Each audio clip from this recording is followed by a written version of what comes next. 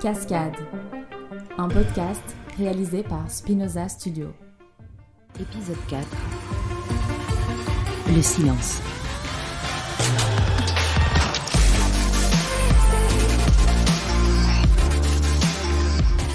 L'équipe revient de Londres suite à la réunion avec la production de la série Up to Paris. Ils sont dans l'Eurostar et discutent. Tu les as impressionnés, Arthur. T'aurais dû nous dire que t'avais participé aux Jeux Olympiques de natation de 84 et que t'as fait toutes tes études à Londres. T'as été parfait, à l'aise, sûr de toi, convaincant. Je pense qu'ils vont nous prendre. Arthur sourit.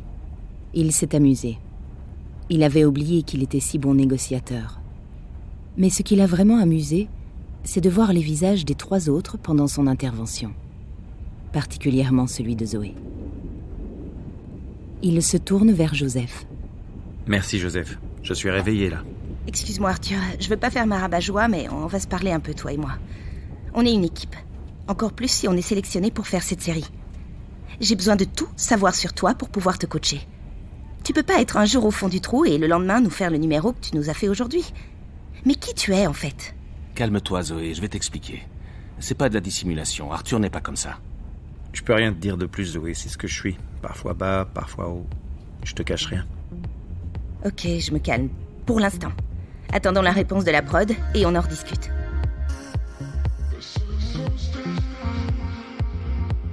Une semaine plus tard, ils sont à Belleville, à l'entraînement. Ils ont reçu le matin même l'accord de principe de Londres. Ils sont présélectionnés pour réaliser les cascades de la saison 1 en doublant les 4 personnages principaux. La prod a aussi recruté une équipe de secours en support. Étant donné la ressemblance physique entre nos cascadeurs et les acteurs de la série et la prestation d'Arthur à Londres, l'accord a été négocié sans trop de difficultés. Bon, voilà le programme. Tous les matins, on se retrouve ici à 6h à la salle. On s'entraîne 2 heures, et puis on part dans le 11e dans un tout nouveau centre d'entraînement pour cascadeurs. Vous allez voir, c'est assez impressionnant. Pas donné, mais impressionnant. Mais bon, comme on a votre budget, on peut se le permettre. On préfère payer et être prêt.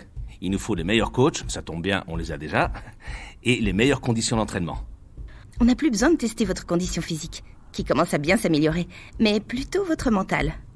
Pour commencer, on va sauter en parachute ce matin. C'est pas dangereux. Et on saute 2 par 2. Dans 6 mois, il va falloir passer votre brevet. Donc des sauts en parachute, on en fera d'autres. Le plus dur, c'est le premier. Pourquoi aujourd'hui ? Vous nous avez pas prévenus ? Non, on ne voyait pas l'intérêt de le faire. Pas la peine de vous faire passer une mauvaise nuit. Arthur, tu sautes avec moi, Joseph avec Harry. Joseph est agacé. Il aurait aimé mieux se préparer. Mais il a choisi de participer à tout ça, donc il se tait. Arthur ne réagit pas. Il a son air des mauvais jours. Absent. On les retrouve 3 heures plus tard, dans l'avion.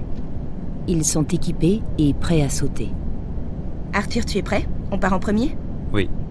Tu pouvais pas faire plus court comme réponse. Ça va. Tu vas pas craquer, tu gères ? Oui. Putain, te fais chier. Ok, on est prêt. On saute à 4000 mètres. Ça va durer quelques minutes. Je m'occupe de tout pour cette fois. Tu as juste à gérer tes émotions et les sensations qui vont avec. 10, 9, 8, 7, 6, 5, 4, 3, 2, 1, go ! Et ils sautent. Joseph les regarde avec un frisson dans le dos. C'est bientôt à lui. Laisse-toi aller ! On est bien, non ? Oui ! De loin, il voit Joseph et Harry qui viennent de s'élancer. Zoé déclenche leur parachute et quelques minutes plus tard, tout le monde est en bas, sonné et heureux. Zoé, je comprends maintenant ce que tu as essayé de m'expliquer sur cette sensation. Plus rien ne compte après ça, je suis d'accord.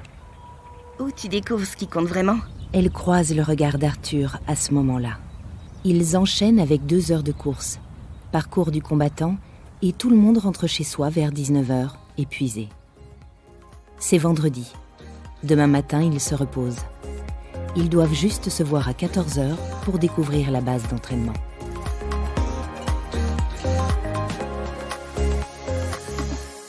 Jo, je sors, une course à faire. Ok, moi aussi je sors. Prends tes clés. Ok. Ce soir, Joseph va au Pouce au Crime, un bar vers Saint-Michel. Pas vraiment une boîte, Mais on danse, on boit, on s'amuse. Il y retrouve des amis qu'il ne voit que là-bas d'ailleurs. Parfois, il repart avec une copine. Pour Arthur, la course s'appelle Zoé. Ils se sont discrètement donné rendez-vous chez elle. Un truc s'est passé entre eux cet après-midi, et c'était réciproque. Ils veulent en parler. Il sonne, elle ouvre. Salut, entre. Merci. Je voulais te parler. Et si pour une fois on ne parlait pas? On parle pas. On couche ensemble, c'est tout? Oui. Un silence s'installe. Qu'est-ce qu'elle peut ajouter à ça? Elle meurt d'envie de se laisser faire. Elle lui prend la main. Elle aime beaucoup ses mains. Il lui caresse les cheveux. Elle l'embrasse. Il lui répond.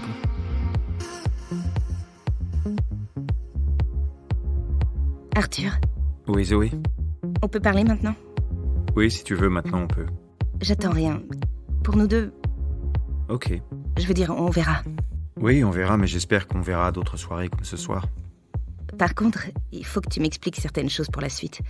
C'est trop risqué pour tout le monde de pas savoir ce qui cloche chez toi. Tu veux savoir ce qui m'est arrivé? Oui. Je te dis tout dans la semaine, pas ce soir. S'il te plaît. Mince, c'est si grave. Ok. Une semaine, pas plus. À suivre.